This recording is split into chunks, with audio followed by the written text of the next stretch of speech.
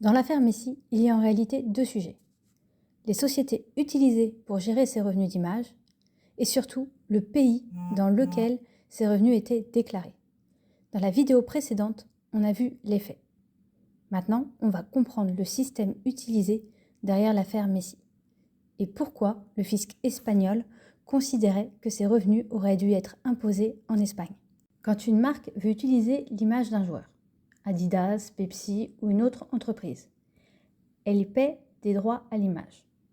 Et très souvent, ces revenus ne sont pas versés directement au joueur, mais à une société qui gère ces droits d'image. Ce système, on l'avait déjà vu longuement dans les vidéos sur Neymar.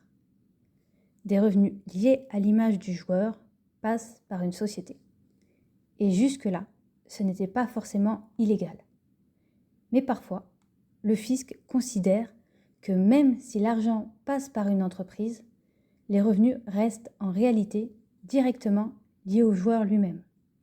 Parce que sans Messi, pas de contrat publicitaire, pas de revenus, pas de valeur pour la société. Donc l'administration fiscale peut demander une requalification.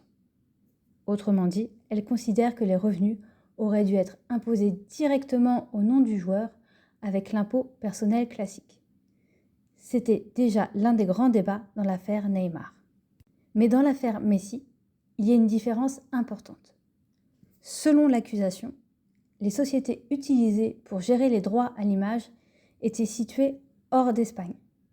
Par exemple, au Belize, en Uruguay ou dans d'autres territoires à fiscalité faible. Donc concrètement, les marques ne payaient pas directement Messi en Espagne. Elles versaient l'argent à des sociétés étrangères qui récupéraient ensuite les revenus liés à son image. Et c'est ce point qui devient central dans le dossier. Parce que Messi jouait en Espagne, vivait fiscalement en Espagne et générait ses revenus depuis l'Espagne. Mais une partie des revenus transitait à l'étranger. Le raisonnement du fisc espagnol est assez simple. Pour l'administration, peu importe le nombre de sociétés utilisées, à partir du moment où les revenus existent grâce à Lionel Messi, ils auraient dû être déclarés en Espagne, au nom de Messi. Donc, selon l'accusation, le système permettrait de faire sortir une partie des revenus hors du pays afin d'éviter l'imposition espagnole. Et c'est cette combinaison qui rend l'affaire plus sensible.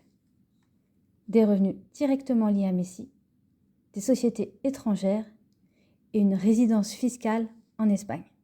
Attention, avoir une société pour gérer ses droits à l'image n'est pas automatiquement illégal. Beaucoup de sportifs, d'artistes ou d'entrepreneurs utilisent ce type de structure. Le problème apparaît si les revenus ne sont pas correctement déclarés ou si les sociétés servent uniquement à masquer qui doit réellement payer l'impôt. Et dans cette affaire, la justice espagnole a considéré que la limite avait été dépassée. Maintenant que tu comprends le système, il reste une question importante. Pourquoi Messi a quand même été condamné, alors qu'il expliquait ne pas gérer lui-même ses montages? On voit ça dans la prochaine vidéo.